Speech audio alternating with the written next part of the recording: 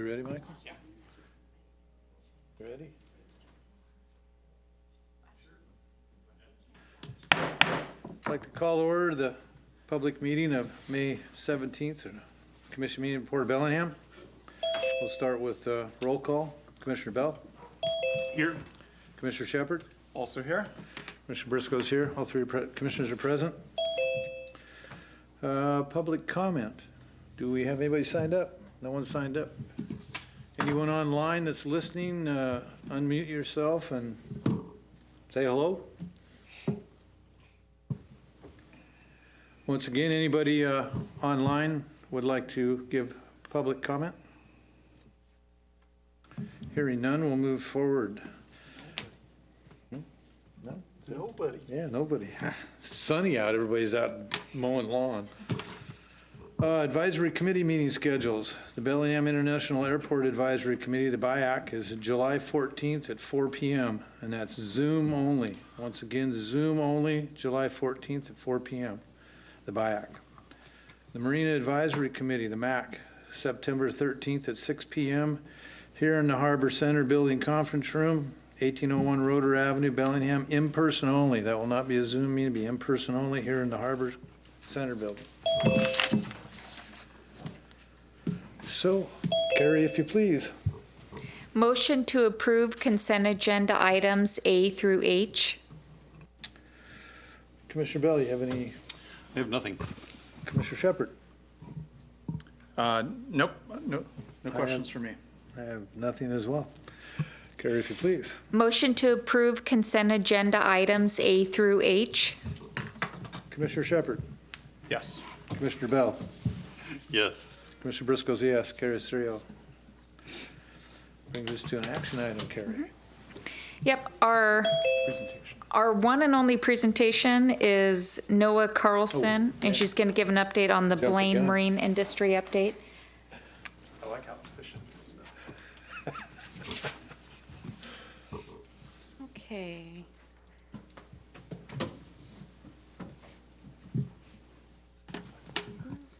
Let's just go ahead.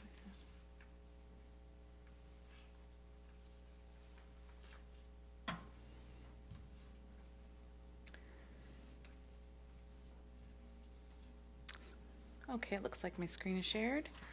Good evening, Commissioners. My name is Noah Carlson. I'm a property manager here at the Port of Bellingham. It's been some time since we've had an update on the Blaine Marine Industrial Area. So I'd like to take an opportunity to give you a brief update on Blaine and get the conversation flowing. Blaine is definitely a collaborative effort on a few divisions, including real estate and engineering. Greg, I'd like to just acknowledge a couple of people from those divisions. Greg Nickel in engineering, Ben Howard in environmental and planning, Greg McHenry in planning and development, and Blaine Harbor Master Andy Peterson in marinas. So some items I'd like to go over tonight. Oh, and I do have a couple of those persons with me tonight in case we have any questions, my panel of experts, if you will.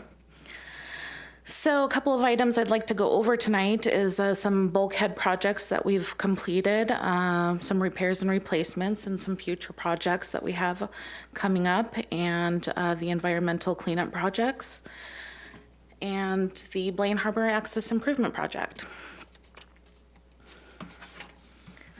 So, if you take a look at the aerial, you can see some highlighted areas in color here, green. These are the bulkhead repairs and improvements that have been completed. In 2020, can you see that okay? I'll just move this over a little bit. Green being the bulkheads that are in really good condition, going to fair, and then the red being in critical.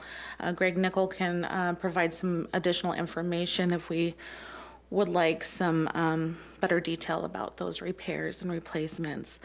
Starting with the T&M protein bulkhead replacement in 2020 and the sawtooth bulkhead replacement that was also completed in 2020.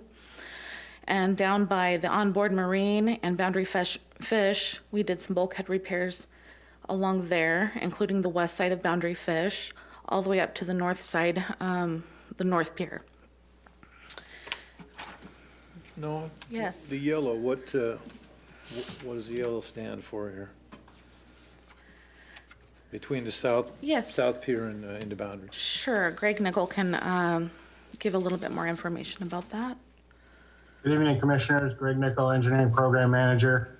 So that section of bulkhead shown in yellow, it's a stepped revetment.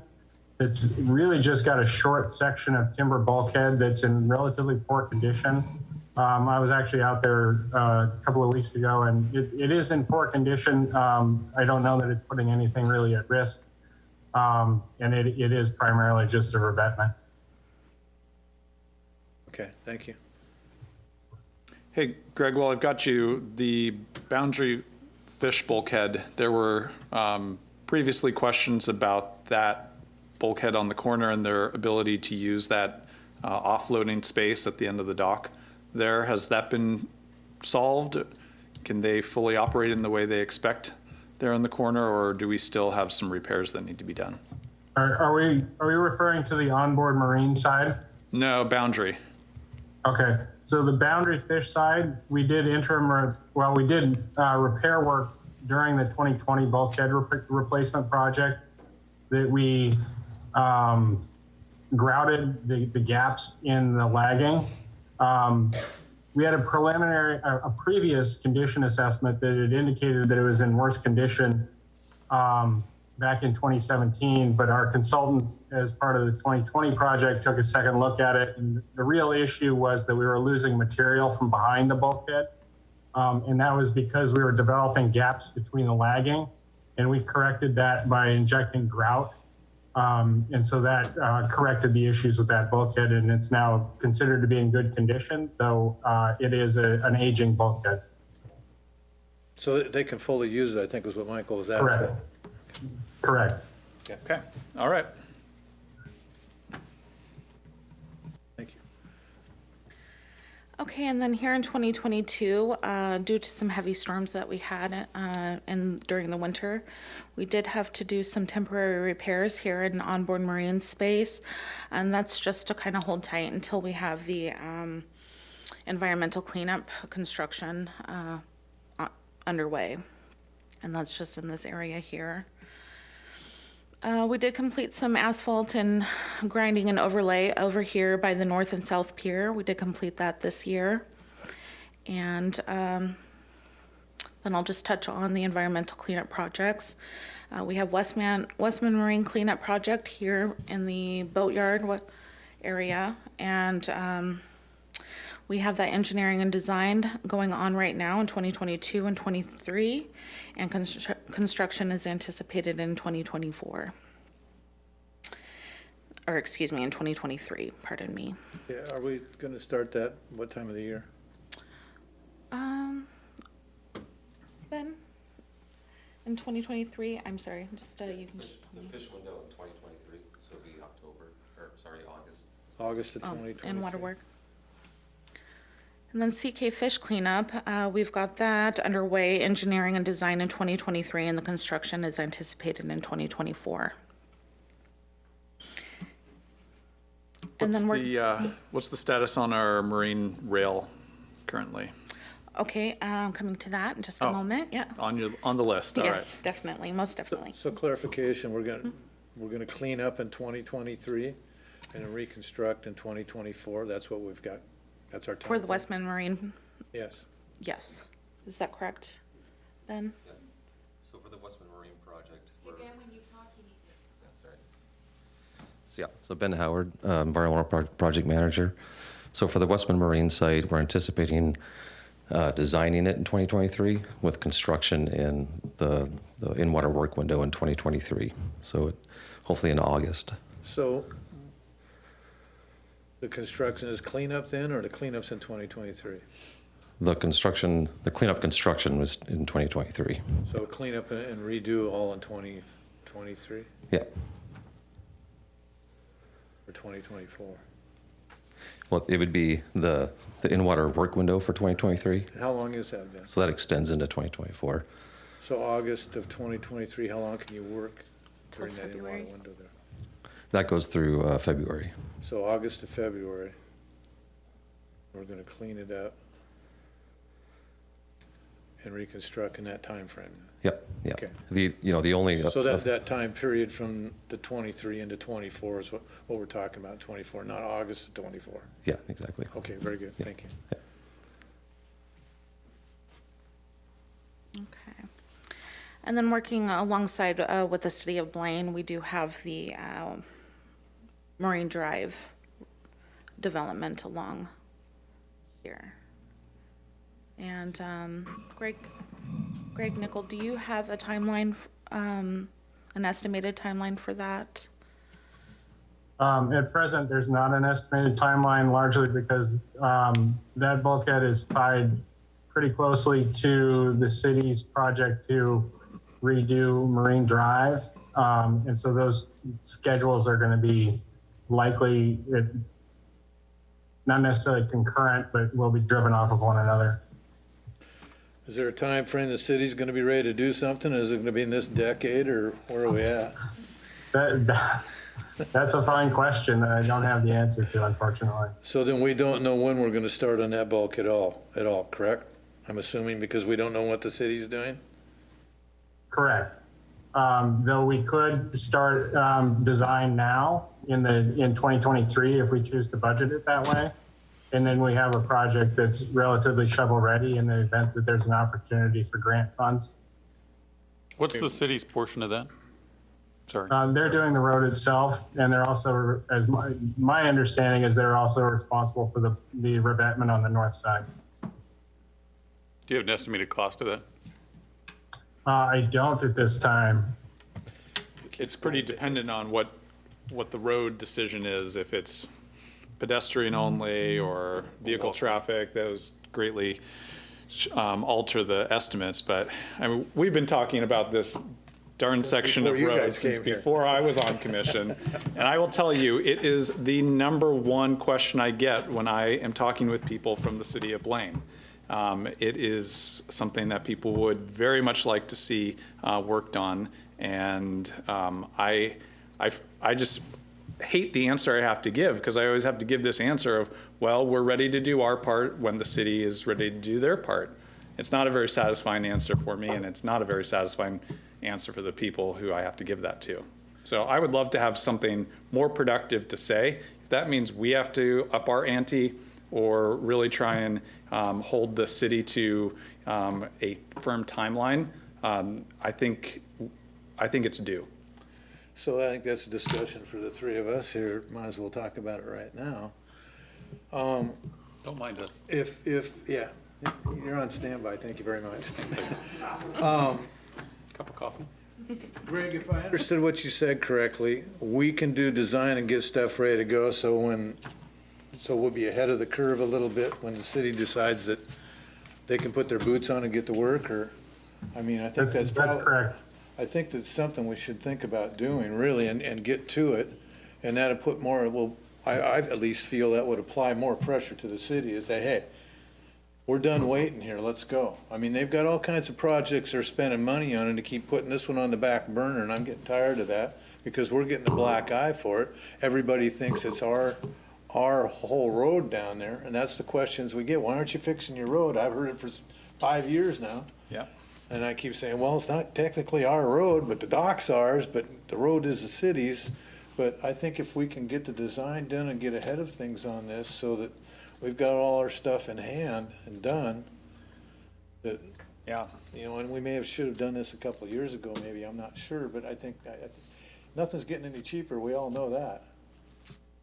Greg, does the design change dramatically? I mean, what I understand is the bulkheads are the main cost that we expect to contribute. We have to repair those bulkheads. Does that design change dramatically depending on if the direction the city goes with vehicle access versus pedestrian access? It shouldn't be a substantial design. There need to be some different loading assumptions if you have two-lane vehicle access, which the last I had heard, it was that they had kind of narrowed it down to a 1-lane road. But regardless, it shouldn't change the assumptions a ton, and it's something that we could tweak later, particularly if we just carry it through like the 30% design, which would set us up pretty well in the event there was a grant opportunity available, and then shelf it until the city decided they were ready to move forward. But to answer your question, no, it's not substantially different. So 2 points. One, if we're going to take the initiative and we're going to be the leaders in this, then we're going to design it. It's kind of my take. Sorry, Blaine, but if we're going to go for the grant funding, if we're going to be the point people and we're going to go for the funding, then it's going to be a port decision on what that road looks Somebody's like. got to do it because they're not doing it. Right, so I think we need to show some leadership if we're going to do that. Secondly, I honestly think that this might qualify for some EDI funds, because I think we can justify that as an economic development move for the city of Blaine. Well, we got a business that's trying to do business out there and they can't even get back and forth. It's my turn to say what I'm going to say. If you're going to say my speech for me, then why am I here? I was agreeing with you. I wasn't. So we've got businesses that want to go to the end of that dock and do commerce. So I can't imagine why we wouldn't consider that economic development. And I also think that if we're going to do that, then I think the port needs to have a hand in what that looks like and what kind of access we allow. I'm done. Don't pause so long in between, okay? Just set me up. Elliot Smith from the Real Estate Department. I just wanted to point out that we have had a meeting in Blaine with the City of Blaine and their engineer, who has since moved to a new position. But we did have a conversation about who would take which parts of this work, approximately how it might work, and we're making some decent progress. This was after the winter storms this past winter. So there has been some discussion moving forward, but I'd say it's stalled right now with a vacancy in the engineering position in Blaine. So they have made some efforts with us, but we need to push those forward. Thanks, I just wanted to add that. Did they volunteer to cough up some dough? No. I can't remember that without my notes at this time. So- So. Oh, you'd think you'd remember that. Just something for you, Elliot. 5 years ago, same discussions with the city of Blaine. 3 years ago, same discussions with the city of Blaine. Your discussion with the city of Blaine is the same as it's been the last 3 times. They can't get off their butt, and I'm tired of it. The people are tired of it. We need to take some initiative as a port. It seems like we have to be the leaders. We need to step out, as Ken said, and Michael agreed too, that we're gonna have to push on this project to get it done, because they get sidetracked all the time with other things. You know, they did a roundabout up there and spent $1.5 million doing that. They could have put that on the road down here, I feel more important than making a corner wider for trucks. They're spending, but they're ignoring this down here. And I think we need to hold their feet to the fire and get this done. I've been waiting 5 years that I've been talking to them, and I'm tired of waiting. So are the people of Whatcom County. But thank you for your input. I appreciate that, Elliot. But just so you know, they keep saying the same thing. We'll try to drive it. Kind of in their defense, there's a huge stormwater program that needs to be put in place after the flooding this year, and they're going to have some capacity issues with the new housing development going in up there. So I think their Public Works Department is going to be overloaded with projects, given the fact that they're taking the brunt of the housing, building of housing for the county. The city's certainly not keeping pace with the single-family homes that the Blaine area is doing. So I view their priorities as not being here, being somewhere else, which is why I think we ought to pick up the ball. They've never been here. Right. There's always another excuse, Ken. Now we got the housing. Before it was a truck turning. There's always something they come up with to spend the money on instead of fixing something that needs to really be fixed. But I agree. Once again, they've focused away. So Commissioners, we were involved in, Blaine did select a preferred alternative, and it was a one-lane road, and we were involved in that. The Port Commission also selected that as their preferred alternative. I believe it was Commissioner Briscoe, McCauley, and Robbins that did that, so previous to Shepherd and Bell. But the problem I see here is it's not our road to go improve. So we're going to have some sort of agreement. I mean, first of all, Blaine is going to have to say, go ahead and improve our road. And second of all, we're going to have to find a legal reason to do that, because we can't just go improve other people's property. So there's going to have to be some sort of agreement with Blaine on what we get for improving their road. And staff can certainly go to work on that, but it's not, we just can't pull up and start laying pavement down on their road. No, but we can get our design done for our part. Certainly, yeah. But I'd like to see the road fixed, and I have no problem with us doing that. We just need to have some sort of agreement with them to do that. How about they give us the road? They could gift us the road. Yeah, they could do that. That would probably satisfy Holly. Can we ask for that? Were you waving over there? I didn't see you. You don't ask for it, so why don't we ask for that? Yeah, that's fair. We'll go forward with the improvement of the road if you guys will turn it over. They probably would. I don't know why they'd want to keep it. It's just future expense. Right.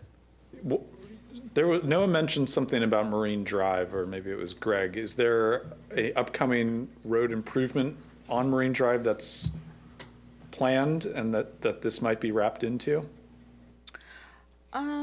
Actually, I'm not quite well versed in that improvement, so I would need to lean on Greg Nickel a little bit more for that. I am not aware of any imminent projects. I'm not either. Yeah. Okay, maybe I was mistaken. My apologies. So, I'm sorry. I do think it's time, we're going to be doing the most complicated part of this, which is that bulkhead, and that's something that we've always planned on doing. And so that's going to require a lot of design work on our part, and we might as well just finish up the design work and then use our resources to find some grant funds from where it may be possible and get this done. I would think the bulkhead stuff is the most expensive part of the whole project, really. For sure. I would think so. But something I might throw out there when we ask is we go back there to where that little dock is, where the park sidewalk comes around, and we go from there out to ours. Because they don't take care of the road, period. I mean, that's our industrial area. They haven't filled a chuck hole out there in like, I don't know how many years they're still there.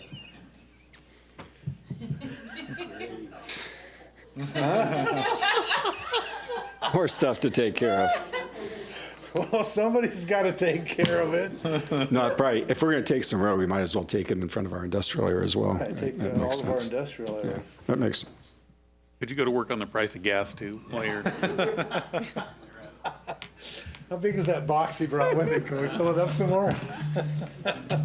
I mean, I'm just, if you're gonna ask for a lot, and if you don't get it all, you get, And quite frankly, that area is going to be impacted by industry, and we want to make sure that we don't impact that industry with whatever happens on that road from that point all the way down to the water, so. Plus, how are we going to build that bridge over to Semiahmoo? We don't. well, actually, it's a ramp. And you gotta get going fast enough to get across. So our speed limit has to be adjusted on that road. Yeah, well, one lane will be high speed for getting over the ramp. Anyway, so we agreed then we'd like to move forward with the design? Okay. All right. Noah, thank you for being patient with us. Please continue. Thank you. Okay. Let's see here, and just to kind of wrap up this slide, just to briefly touch on the the potential sawtooth redevelopment, which I imagine you're somewhat familiar with. So that would be working alongside the commission and the Marinas division. So I'd like to just mention that at this moment, but maybe not go too much into detail. But the next slide here, in 2020, the port worked with Reed Middleton to design a conceptual layout for the marine industrial area. Although this was a well thought out concept, it does not quite fit the overall needs of the area. Some slight modifications to the Reed Middleton concept would consider the existing utility easements and right-of-ways and turning radius requirements. with the understanding that there are some desired changes that may require some adjustments to this layout. Someone would include breaking this parcel into 3, leaving this area open for traffic, as well as leaving this area open for traffic and breaking this parcel into 2. Can you back up a slide and For let us see both? The old and the new. Oh, I meant go back a slide, I'm sorry. This one here? Yeah, I want to see it in aerial, okay. For sure.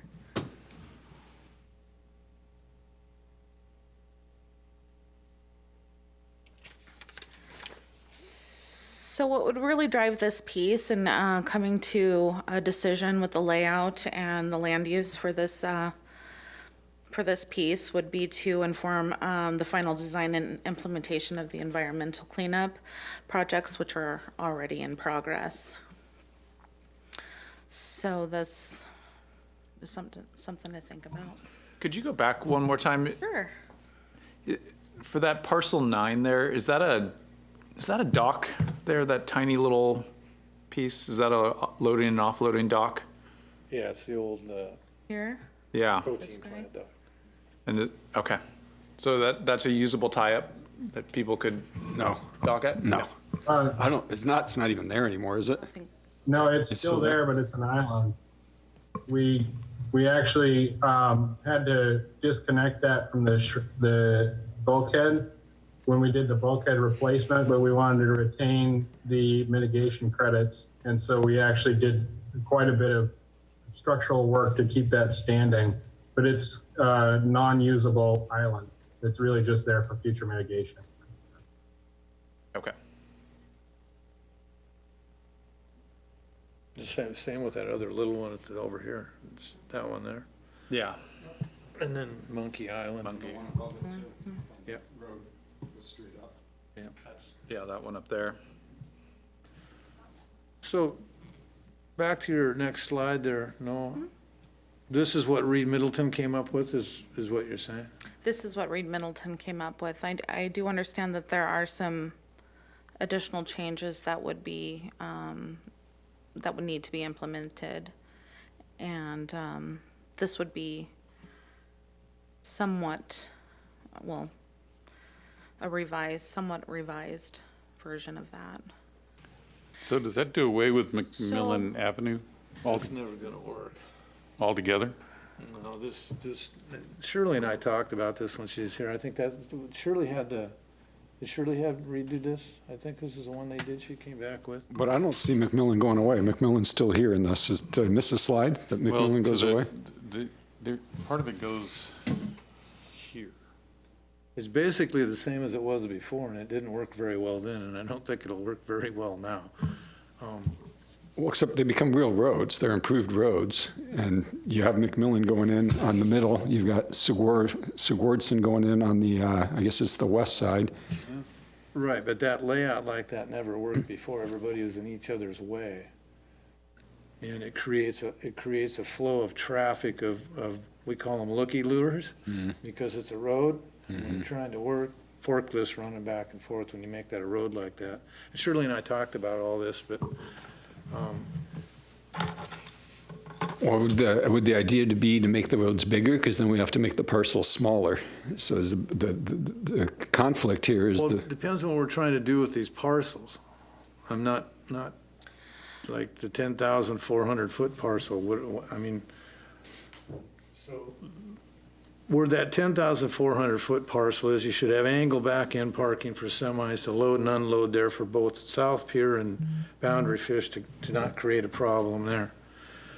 Starfish needs back end parking for their semi out there. If you start putting roads in like this, you can't get those big rigs backed in an angle, and they can't get in and out of there when they're all there. It has to be, it never, I mean, from the 60s till now, it never worked.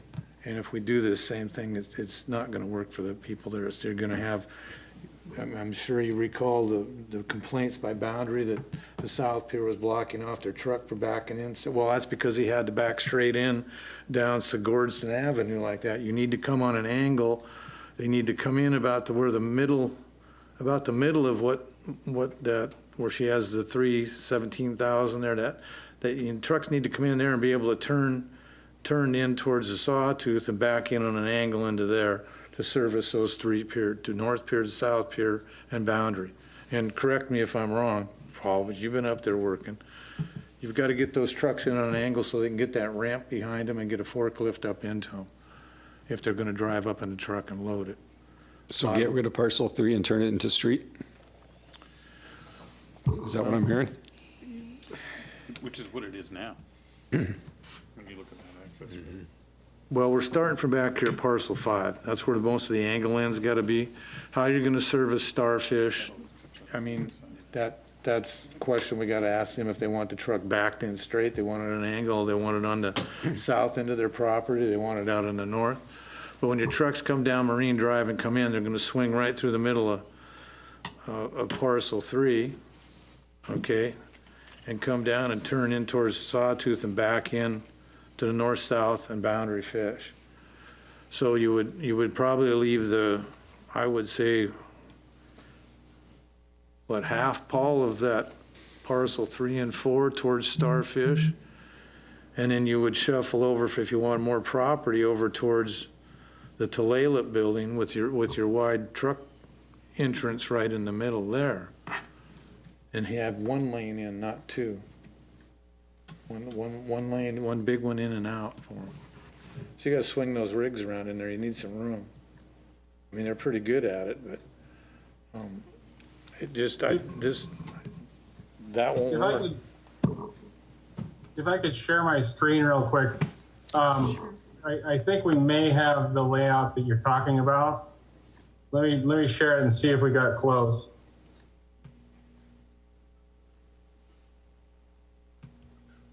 So this is, what we did is took that feedback that we had received regarding that layout and overlaid the revised roads on top of the parcels that we had proposed. And I think that this is kind of addressing what your concerns were, was that this area of parcel 5 could potentially not be developed and be used for back-end angled parking. And then we would divide parcel 3 into 3 separate parcels with a through road coming through in parcel 3C.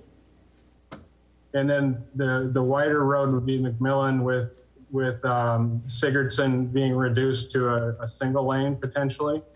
Is that getting closer to what you were thinking of? Yeah, as long as you get forklift traffic in and out of Sigurdsson, yeah. Yeah, you're probably gonna still need a little bit more room on the north edge of 4 and 3 and 3C and A. There's gonna have, depending on what you're doing in 10 and 9. Okay, and we can absolutely make those adjustments. But you definitely over in 5, you need that for truck angle and back in parking. One of them is gonna back in straight to the North Pier, and they're gonna be 2 angle, one for Boundary and one, I would assume, for South Pier would be angled semis. Then we've got to have employee parking around there somewhere. Parkade, I guess, huh? Go up Go up. Structured parking in Blaine. with a restaurant on top. Solving all the problems at once here. All right, Commissioners, what we'll do is go back and take another shot at doing this, make it a little more truck friendly and come back to you with something.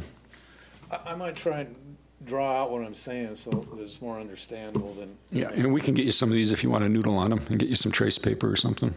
That's always fun. Okay. Does that make sense, Paul, a little bit? Can I sit in with you with crayons? Yeah. We'll get you some trace paper as well. I'll get the 164 crayon box so we don't fight. Do we still have interest from our existing tenants to expand into these parcels?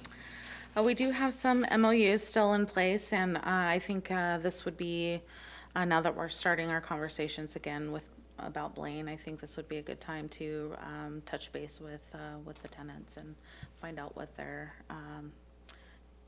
goals are and what their needs are at this time. been a while since we've touched base, so I think it would be a good time to include it, so. So just moving on to the next slide, this kind of circles back around. This touches on the marine rail area and the current boatyard. So just to briefly touch base on a request from Onboard Marine. They've currently have a couple of requests, one being the current location of their future building, and that is to move that current location up to this approximate area located here, highlighted in B, from the original area, which is highlighted here in A. And they've also expressed some interest in operating a fuel dock here in this area, highlighted in green. So just some thoughts there. And just to look at the marine rail, to just touch on that, the Westman Marine Cleanup Project includes the removal of the marine railway to accommodate the dredging and contaminant sediments there. So that will be removed completely. And the current environmental regulations require the modern railway to extend out one time the length of the largest vessel from the mean high water mark. Therefore, if replaced, it will need to extend out into this area. Just a minute on that. So who at Ecology is telling us we can't put the same railway back in as it's there? I will defer to Ben Howard. Yeah, hi, that would be under the general boatyard permit. The boatyard permit specifies where a vessel can be in relation to the marine railway. So it would be kind of complying with the boatyard stormwater permit. So the concept is if we do anything to that railway, then we've got to bring it up to code, essentially. Yeah. I don't quite follow with that because I know the marine, and if Rob recalls, I brought this up when I first became a commissioner. They went through this down in La Conner at the marine railway down there. In fact, they went as far as telling them they had to take it out. And push come to shove, when they went a little further than the guy that told them they had to take it out, they didn't have to do anything except cover that cradle and make it so the stuff wouldn't fall in the water. So I think whoever's telling us we have to change what's already there is not correct. Well, I think that's what we're being told, is that we either have to bring it up to code, which means you got to capture anything that could possibly run down that ramp, and you have to cover it. And as long as you do that, you can keep it. Was and is. Well, it was never covered, though, and it didn't always capture everything going down. It was a pretty rudimentary stormwater capture system had on it, and I think It was covered. Norm had that covered with that white vinyl, and it drained into the bucket center in the middle, and it went right in that little storm house he had there. I don't think Ecology bought off on that as being up to You have par. no idea how that sounded. Ecology had to buy off on it because they signed off on it every month when they checked it. What I'm saying is Ecology isn't buying off on that going forward. They're saying that's not going to be sufficient to go forward. I mean, we can certainly have that argument with them, but my thinking is the tenant there, and we would rather have a travel lift, so why would we fight Ecology on a ramp that we don't necessarily want?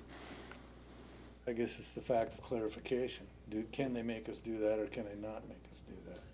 Because I don't like being told we have to do things that we really don't have to do. So you want me So to... let that go, then it just keeps going and going. Well, that's fair, but do we want to spend a lot of staff time fighting Ecology over this? I didn't say I did. Okay. But you can go up the ladder a little further with a phone call and say, hey, look, what's the deal? I think rather than fight it, I'd like to have it that way, right?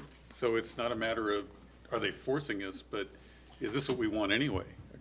I'd hate to have to go to somebody and explain what you just explained to me about the white tarp and the buckets. No, it's not tarp. It's a vinyl that they made him put on that whole travel carriage. You and I understand that. Well, they're the ones that designed and told me that's what he had to put there. He didn't design it, they did. Yeah, I think we got, if we're So gonna do this, let's they're upgrade telling it. us we gotta dig further into the ground and go further up into the land with the rails? So just to clarify, we haven't had those discussions with Ecology, and that it is separate from the cleanup. It would be the water quality division. But what the boatyard permit says in the language in the permit is that it needs to be, one vessel extended from the high water mark. So ecology didn't necessarily come and tell us that needs to happen. We're interpreting the Boatyard permit. Well, if you have to go one full vessel above the high water mark, you can't have it there. It's gonna be all the way over in the middle of where the web houses were. If that's what, the cradle has to be one boat length, and then your cradle is gonna be sitting up 12 feet above the ground. Well, Commissioner, I guess I'd want to know why we're looking at a cradle. Why are we not thinking about a big travel I didn't lift? say I wasn't thinking about that, but what if we didn't do that? So this design has it overlapping with the service road to get to the Sawtooth, right? That's what we're seeing here with this red Yeah, box. Right. So we're gonna have to either take another property to make access or not have an access road at all. Correct. So I'd be really interested, Ben, to see in the state where they've made this happen, because where that cradle stops, and you can see the boat is in the picture, the boat's level with the ground around it. Now, when that cradle stops up there at the end of where they have it there, the deck of the cradle is gonna be a minimum of 14 to 16 feet above the ground. So you're gonna have to have a donkey house that's 20 feet above the ground to pull that cradle up to that point. I mean, I don't know. Couldn't we make the decision to have a travel lift? Well, we could. I'm not saying, I'm just pointing out That would eliminate that. whoever in ecology is telling you have to do this has no common sense, because that's not how a cradle works. You can't pull it above the ground that far. That's why they invented travel lifts. I can't argue with the premise, but What's the capacity that we could see, weight capacity on a travel lift compared to the existing rail that we have? I'm guessing based on the space we have there, we could do a 450-ton travel lift. I think Commissioner Briscoe would have to. What does this pull right now? The one that's there, Yeah. see, it's about 35 tons max, I think. We could get something a lot bigger. You need to go to, the commissioners need to go to Port Townsend and check out their big, there's this 400-ton? Yeah, but you can't put that size of travel, okay, here's what happens when you put a big travel lift on ground like that. You're gonna be digging down 18 feet and pouring solid concrete, because that's the only thing that will support that big travel lift. They found this out at Delta Marine, they're like 30 feet thick down there because the travel lift went through the concrete. So my assumption is about a 75-ton travel lift there, max. That's gonna take care of a, I don't know, 55-foot pleasure boat, not much more than that. So we're pretty limited on space. It takes a lot of room for a big travel lift. It takes a lot of support under the top for the travel lift. So right now, you've got a marine railway over there. If you want to talk tonnage, it'll pick 200 tons, right? That's where it's sitting. There's no way we can put a travel lift. Well, we could, I shouldn't say that. We could put it there, but the cost would be, you'd have to remove 18, 20 feet of all of that ground around there everywhere and pour concrete. So, because you're sitting on silt as it starts, so you've got compression issues there with too much weight. So some of those travel lifts, though, they go out on finger piers, just like ours do. So those are on pilings and some sort of structure above the piling. So couldn't we just do that for this whole structure, from basically where the red is out, and do finger piers and have the travel lift travel on that? And I get it, when you get upland, you're gonna have to do some reinforcement. But for the pier stuff, I would think we'd be doing with piles and. Well, if you're gonna use the pier, you can build a bigger pier, just like you did at Seaview. Right, North. right. It's upland. Once it Right. drops off of that pad, your Yep. wash pad, Then you need, starts driving around, you have to have something to support it. yep, that makes sense. So, as you saw down at Port Townsend, they just got gravel. But I think they put a lot of gravel in there. It could be engineered, but when we're sitting on silt like that, in the basically the same composition that Delta Marine down on Duwamish has, there is all that river silt all around it. So I just know from watching what happened there with the big travel, what it takes to, I think they were 7 feet thick with concrete, and they had, I think it was 290-ton boat and their 350-ton lift. The front two legs went right through the concrete, pushed it right down. So it takes a lot of ground to hold it up. But I'm not opposed to travel lift. I'm just opposed to having people tell us something that, having been around as long as I have and know how the cradles work, it's stupid. You couldn't make it work. So basically what they're trying to do is tell you can't have it because you can't do that to make it work. Do we know what the preference of our operator is in terms of how this is redesigned? A travel lift would be, I That's think. their preference. At this time. Have they indicated a tonnage that they see they need? I think a 200. They said 200? The onboard marine asked for 200? I think, I mean, this is still under discussion. I can't say for sure. But And I mean, we've got several people we're talking to travel lifts around, so we may have a little deal fatigue in mixing these up as well, because we're talking about travel lifts in Fairhaven and Colony Wharf as well. And the I think big one it's we're what the gonna get at property can ASB. facilitate. That's the really, I mean, that's the location that makes the most sense for the biggest size lift that we can find at capacity. You know, I think we need to make something that is gonna work for the size that Blaine operates under, and what, I don't know what that sweet spot is. Right. But it's you know, gotta factor in those great points that Commissioner Briscoe was making about the need to pour a lot of concrete and what the capacity of that land is to hold it, and what the operator thinks they need as well. I think those are all the pieces of data we need to make a good decision here. Absolutely. And the other thing that makes me riled about this is I thought we already talked to Ecology when we gave them the plan of what we were gonna do there, and we were told we could take that out and put it back in as is. I recall that very clearly. Frank actually is the one that explained that to us after Brian talked to Ecology, and we put our design in what we were gonna do. So I'm a little bit confused that they come back to Ben with this, you gotta go way up inland with it, that we never, ever saw before when we were told we could take it out and put it in. So Again, I'm not sure Ecology has physically come to us and said, you can't do this, or if we've read Ecology's regulations and said, this is what we think the regulations say. Yeah, that's correct. Again, Ecology hasn't come down and, especially under the cleanup program, haven't dictated where or how the marine railway needs to be built. So this is an interpretation we're looking at? Yeah, it's in the Boatyard permit, kind of a stipulation of the Boatyard permit on how marine railways need to operate. But yeah, Ecology hasn't come to us and Okay. dictated what we need to do. I was pretty sure we've already been told what we could do there. Anyways, let's not whip this dead horse all night. Certainly not the way you planned this presentation, is it? It goes how it goes. It's great. Well, that kind of Get wraps some up the answers. presentation today. I just wanted to give us the opportunity to start this discussion and take a look at this. That gives us, the commissioners, an opportunity to look at the future configuration of the boatyard operations and the land use and layout planning decisions that need to happen for the environmental cleanup and, yeah. Thank you for the One quick question. opportunity. Do we have control over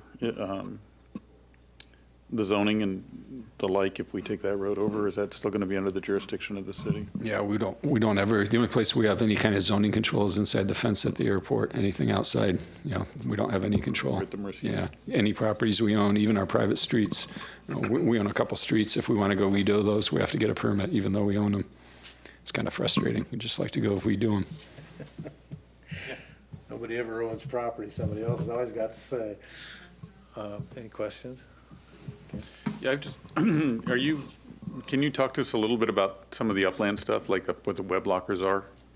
Are you prepared to say something about what we're thinking up there? I am not prepared for that, but I would be happy to become prepared for that and come to you at a different time. Yeah, Good answer. just to get a feel for what is going to happen there next. Okay. What are you looking for, the web locker area? You want, like, Yeah, just all that Greenland, and I mean, I just see a lot of, oh, yep, fair enough, what the plan is for that area? what is the plan? Yeah, Another web logger. Do we have a plan? and another boat launch lane, or at least two, right? Yeah, I just think that whole area has got some potential, and we Yep. need to explore it. So, Fair enough. yes, I would request that. Okay. Sounds good. You didn't have a question? right? Oh, for the sawtooth, you mentioned that we were still planning on redevelopment of that. I think we left it, I'm trying to remember, this was pre-pandemic starting. We had a stakeholder collaboration going on where we were getting input from the users and trying to figure out how we take that input and put it into practice. Can you refresh my memory a little bit more than that?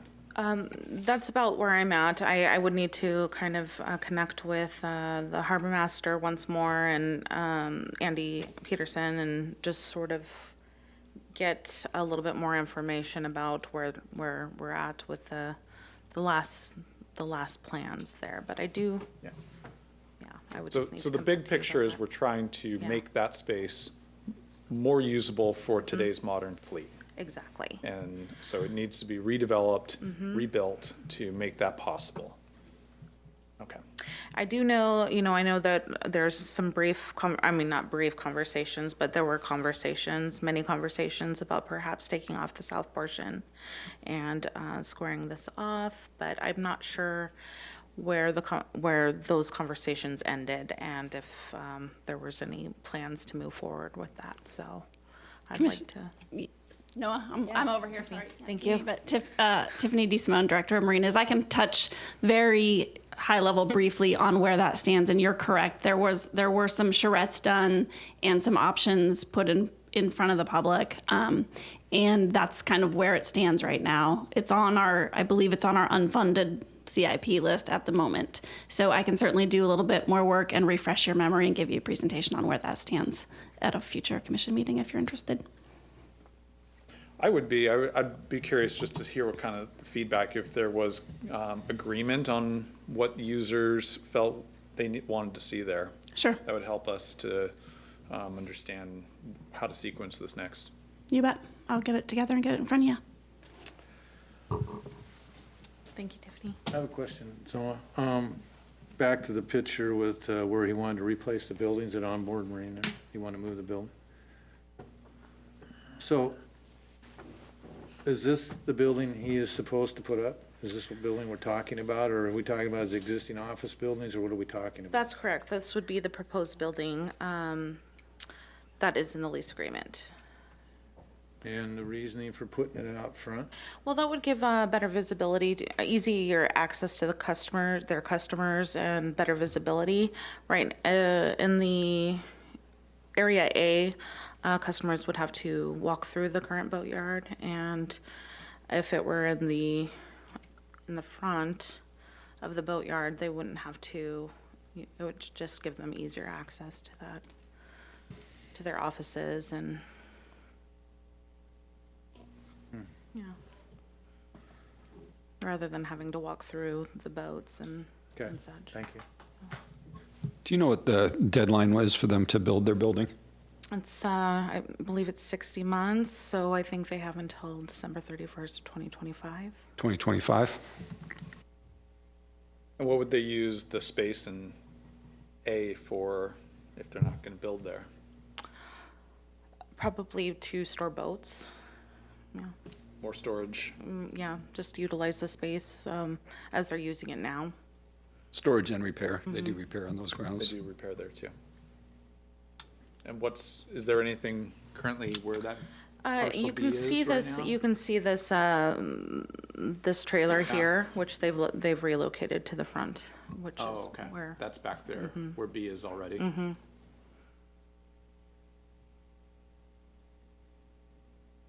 And if you refresh my memory, they want office and indoor workspace That's correct. as well. Okay. So here's what comes to mind for me is, he puts the building out in the front, you get a travel lift. You can't drive a travel lift up to that higher ground where A is. And you're gonna have the building where B is in the way of your travel lift to move around out there with your boats. So I think there's some more thought that needs to go into that. Can it swing around to this side? Well, if you're gonna fill this all in, okay, I guess maybe you're gonna try and level it, you could level it, but, would seem to me when you come out with a travel lift, you want to park boats, you're going to angle them in all the way out there. You're not going to want to come back and angle in this way and drive around your building. So it just, I think, depends on what you want to do with the ground there. I think if you're going to put a travel lift in, you might want to rethink having a building out in the front of the road. But We should probably sequence those so we don't have to get in a position where the only way to put in a travel lift is tearing down a building that just got built. Indeed, yeah. So it does, you know, these pieces all work together with what we plan to do with marine rail or travel lift and the cleanup project as well. So I guess one question would be if we were to put a travel lift in there, it's gonna have a bigger pier, so we're gonna probably leave the little travel lift pier there as well. So you've got two travel lifts, one for the little boats, one for the bigger boats.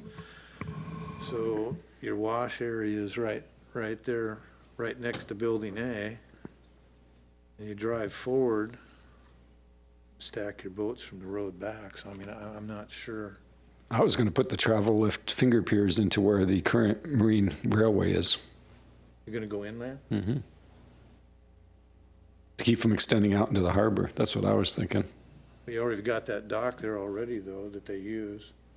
That would be, it wouldn't go out past that, like it does the other one, it wouldn't be out past that, right? No, I don't think you'd want to go out past that. Right.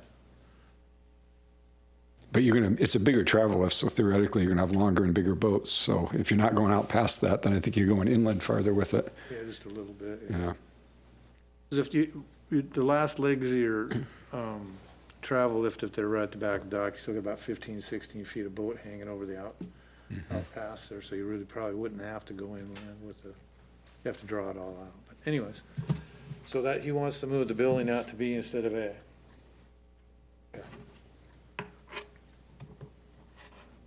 Can we already draw all that stuff out for it to be? We have a sketch in his lease, but I don't think we have any like engineered plans or anything with where the building is. Greg can chime in if something else, but I don't think this hurts us that bad, but we will have to make sure it works with the travel lift if that's the direction we're going. Then we don't have any engineered drawings for this. Yeah, all I know is we really have to put some thought into this industrial area, so it's laid out good for the future for the next 60 to 100 years, so people don't deal with the stuff like I did in my lifetime with the mess that was up there all the time. And I see some of the old mistakes that were made are on our new drawings, and I really want to be careful we do this right, so that it works well for all the people into the future, for the businesses and the boaters. Thank you. Let's get started. Ken? I'm done. Thank you. Time. What do we have now? Carrie, if you please.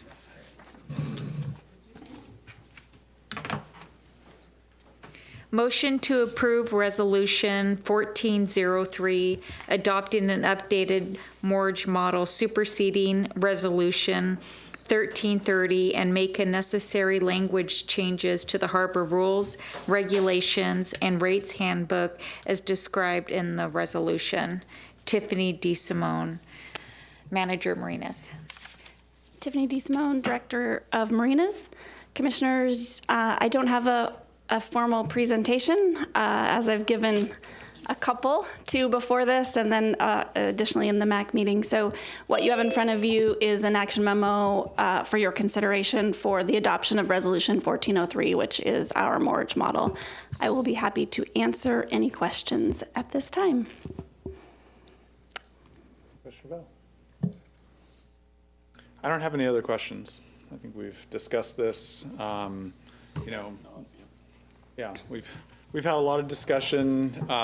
We've had not a ton of public weigh-in. We haven't had a lot of people come to our meetings. I thought I would have heard from a few more people, but I do appreciate that both the MAC and the Working Waterfront weighed in on this and provided recommendations in support of this proposal. And so those, we've also extended the timeline to make sure that there were ample opportunities for people to know about it through all of our kind of channels that we have available. So Thank you. And I just going to weigh in and say that I think part of the reason we didn't have as much public input is the great job you did. I think just all the data you put in graph form and all the information that was put out there as to the justification, I think it was a no-brainer. So well done. Thank you. Thanks. And thank you, Linda, for your input on iPad 2. Well, I'm the guy that never wants to raise rates for anything. I always like to find another way to get it, but unfortunately, we don't have another way to come up with the money, and we do need the money. As everyone knows, things are getting more costly. It doesn't matter what you do. The grocery store, the gas station, it doesn't matter what you do. Things are going up. And the cost of maintaining everything is going up, and that's part of our business is maintaining. And if we don't maintain now, we're doing what a lot of past commissions have done and kicked the can down the road to the point to where it's really costly. And I don't want to do that. I don't want to raise rates, but I don't want to do the other thing too. So I think Tiffany did a great job. Staff did a great job of presenting this. We had some glitches in the beginning. We got that ironed out so that people could understand things. I think it was well presented. I think the non-response basically from the public and the people in the marina that we got answers the question that they understand, that everything costs a lot of money and they like their marina and they'd like us to keep it up. So thank you for a job well done. Carrie, if you please. Sure. Motion to approve Resolution 1403, adopting an updated mortgage model, superseding Resolution 1330, and make necessary language changes to the harbor rules, regulations, and rates handbook as described in the resolution. Commissioner Shepherd. Yes. Commissioner Bell. Yes. Not because I want to, it's against my better judgment and principles, but yes. Passes 3-0. So we get to the, unless somebody has something else, the end of the meeting, public comment. Do we have any public comment? Paul? Great. Thanks, Commissioners. Paul Burrell, Chairperson of Marine Advisory Committee. I'd just like to say thank you to everybody and staff as well for holding off on this vote. It's been weeks extra, so we hope that's adequate time for anybody to weigh in. So I think you guys have made a good decision. And if I could switch hats really quick from Chairperson of the Marine Advisory Committee to a lease tenant, I'd like to say I appreciate the discussion about Blaine, possibly talking to the city of Blaine about getting that road. As a past tenant in Blaine, it's very important those roads are maintained to be able to access those areas with heavy traffic.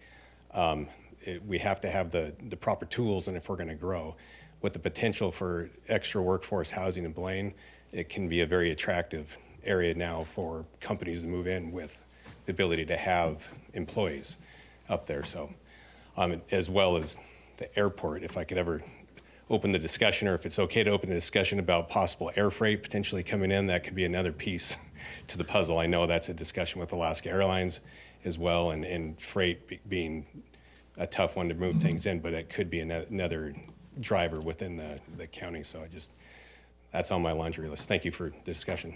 Is that coming from north to south, or is that what you're thinking, out of Alaska to here? Yeah, potentially if you could drop one of the milk runs that goes all the way from Anchorage, Yakutat, or Cordova, Yakutat, Juneau, Petersburg, and then if one could dump in here even a couple days a week, that could potentially be a usable thing, I believe. I know I've actually talked to Alaska Airlines at one point, and they said it's a large investment, well taken, and they would want committed freight space, but I think as things develop and Seattle becomes harder to work with and more industry moves up here, that discussion I think should be looked at potentially for possibly having something. Anybody else coming out of that state with freight, Paul, air freight? I don't think Delta does. The UPS doesn't fly up there with their stuff? Well, Anchorage is the biggest hub around internationally. I mean, that's all that airport essentially is. Commissioner Bell would probably be the one to truthfully ask about that, but I know from Southeast and South Central, I think Alaska is the primary provider for freight. So it's. Yeah, they have not ceded that turf to anybody yet. Yeah. I think they have the mail contract, which really helps their base from USPS. So, thanks. Thank you, Paul. Anyone online wishing to give any kind of public comment or say something? Now would be the time, if you're there, unmute and let us know who you are.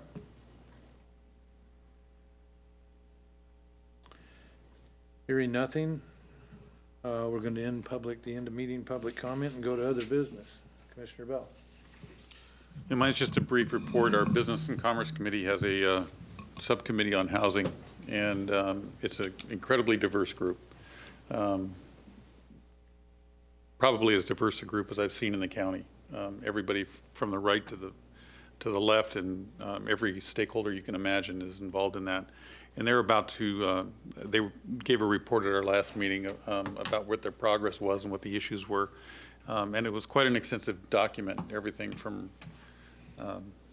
zoning laws to rent controls to everything was on the agenda to discuss. And they're thoroughly vetting this. It probably shouldn't be a port issue, but right now, because housing is such a big issue, it is an economic development issue. And I think what that Business and Commerce Committee is doing now is just phenomenal. The amount of interest in it, in that committee, has been off the chart. Hasn't been a meeting I've been to where it hasn't been packed, both online and in the room. And quite frankly, this issue has taken center stage with that Business and Commerce Committee. Of course, that was their first issue out of the box in 2019, pre-COVID. So they recognized that issue 2 years ago, and it didn't get any attention. So it appears that they're trying to increase the stakeholders that are involved, the amount of voices that are involved in participation. So I think the way they're going about it this time is going to be beneficial. And I think also there's some surprising things coming out about how the housing market works and what is driving the costs. And an interesting fact that just off the cuff was the number of corporate players who are buying up housing as they become available, which is not, and there are people who wouldn't necessarily live here. There are corporations going in and buying blocks of homes at $500,000 so that they can either rent them out or they can mark them up down the road, and they may never step foot in the county, but they see the housing market as tight as this one is, and they see an investment opportunity, but that takes away a home from somebody who lives here, that might actually be able to increase their net worth by buying it. Instead, it seems to be corporate America that has seen the potential for the increase in capital there, and they're buying up the stock. So that was probably the most concerning note, and one that I didn't realize was as extensive here as it is, but it is incredibly extensive here. In the meantime, they're going to go forward with some code reviews. They're going to ask us for some help along the way as we go through this. I think one of the things that they view is that there are some infrastructure needs that will be going through EDI to help ease the burden in places to make it easier to expand. They're looking at expanding into urban growth areas, and some of those areas will need services, and they're going to look to us to maybe support that. Also, a review of the entire code for both the city and the county. It really hasn't been revised. It just has been layered. So every time a new code is written, the old ones don't go away, and there's a lot of subjectivity at the front desk, and they view that as a problem. And I believe that they think that we might be a neutral arbiter in that and be able to help them go in and solve some of those issues. And I'm not sure exactly what format that's going to take, but I do know that housing is going to be a big issue, and all of the issues that they identify are going to need to be addressed. So I look forward to that presentation coming here. They will be giving that presentation to the small cities at the next small cities meeting, so it would be a good one to attend if you want a preview of what that looks like. But that was my report for the day. So did they speak about the water adjudication, the problems with water? No, that. They're gonna build houses that don't have water? Is that what their plan is?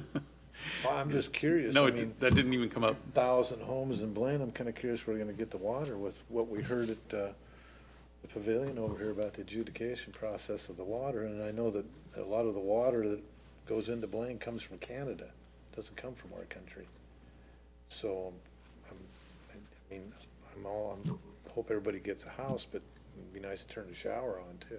Yeah, they have a 900 unit development up there right now in the works, and they're upgrading their Well, I would water think that- treatment plant for that. You'd think the county would be figuring out where we're gonna get the water. I think it's on the city at this point, And then but pretty sure somebody city- needs to, City of Blaine gets almost all their water from up there, yeah. so, well, That's thank all. you. Thanks on that. How many person board is, you said a lot of people.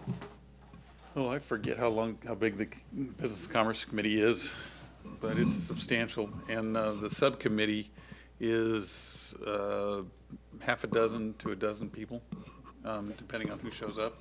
We've had as many as a dozen. Everybody from the county council members have shown an interest in this and have showed up. We've got the chairman of the Democratic Party, for example, that shows up. BIAWC shows up. So the interest has been great, and then the names you all know, anybody who's got an interest in housing has been at the table at some level. So I don't pay much attention to this new housing development. This is all electrification project, or where are they at on that? That's on the list of things to discuss. Just curious, just curious. Well, glad to see that many people tackling a tough issue. It needs a lot of people figuring out different solutions, and we know there's not one solution. It needs a scatter approach of many different things. And if you look at the list of of topics that they're going through, it's immense. So it's not a very simple issue, but there seem to be a number of different agencies and a number of different nonprofits all trying to attack the same problem, and they're all in their bubble. So this was a way to kind of break some of those bubbles and get everybody to the table, and it's been successful. How long is this project? You know, it's going to take as long as it takes, is what they've decided. I meant, what is their overall finish for the housing up there? They figure how many, what year? Oh, I don't know what the Blaine housing is. I think it's 2024 for that 900. Did anybody here know? Well, he's got two lists over here on the table. I think we're in trouble. Well, I'm done. Mine's going to be short. I've been saving my notes. I attended Congressman Rick Larson hosted a meeting, a forum for stakeholders, all elected officials throughout the Northwest Washington District to talk about the infrastructure bill and the upcoming funding that we should anticipate. So I just wanted to flag a couple of the areas that his staff is keeping tabs on, and the fact that they have an infrastructure coordinator on Rick Larson's staff. And so they have somebody who's managing point on this, and Governor Mayor Landrieu, who is the mayor of New Orleans, participated in the meeting, who's Biden's coordinator for this. And he was very appreciative that Rick's team has an infrastructure coordinator to help with this process, because there's a lot of money, there's a lot of different pockets of money, and a lot of moving pieces of this. So that's a good resource for us to. A lot of hands out there. There's a lot of interest. There are a lot of people on this meeting. So the main funding buckets are culverts, broadband, ferry electrification, potential for terminal electrification, and electric vehicle charging infrastructure. So those were the main buckets that they see coming through with funding. About 40% of the money will be competitive grants, and projects that have multi-agency collaboration are going to score high. And so those were some of their recommendations for us to get our projects ready. And I know we continue to work on broadband. I expect we'll have ability to apply for some of that funding as it comes available. And we should be able to score quite well, because we continue to have a collaboration and a really county-wide approach to our broadband infrastructure. So that's one for us to be keeping tabs on. There seems to be a particular focus on the culvert money and the potential for multi-agency partnerships. And so I would really like us to think about this Squalicum Creek culvert and see if there's potential. It's a natural multi-agency partnership because it involves a lot of players. It's a complicated spot with a railroad crossing, a private road, and the there's a city road in conjunction and some port land. So it's kind of got this mix of different agencies that are going to have to participate together. And I'd really like to see if it's a good one to have teed up for when this money is available. Do we have feds involved with that truck route too, the federal highway? I don't know if that's, I don't think there's any federal, but it is a truck route. Yeah, it's a truck route. The BCS owns a heavy haul bridge that goes over there. BNSF owns a crossing there, and then the city of Bellingham has the third crossing. So you got 3 bridges that are all pretty low over that creek. Yeah, and then there's this added component of the flooding risk because it can back up and create problems with flooding in that intersection as well. So it seems like a good one for us to try and address. Otherwise, just being prepared for these upcoming opportunities and staying in touch with the coordinators. No discussion on docks and marine travel and maybe supply chain backup issues that could be addressed through repairs. Coming to our dock and unload? I didn't, there wasn't much conversation on that, no. And so if that money is in there, we would probably take a few more questions. Yeah. That's it for me. Okay, well, we had a WPPA meeting I think we need to talk a little bit about, and I'd like Rob, if you would, to talk about the little. So, yeah. Mike Hogan, Commissioner Bobby Briscoe, and I attended the Washington Public Ports annual meeting down in Skamania Lodge, and they were kind enough to give us an award. And so they gave us a Creative Partnership Award, and that was for the pump track and for the container village that we did with the Mountain Bike Club and the local businesses. So great award. They only gave out 4 awards in the spring, and this was one of them, and I think it really speaks well of the Port of Bellingham's ability to work well in the community. Yeah, it was a great video Rob had brought down and showed. It was pretty impressive, and my hat's off to Rob and the staff for putting this together. All the commission really did was nod our head.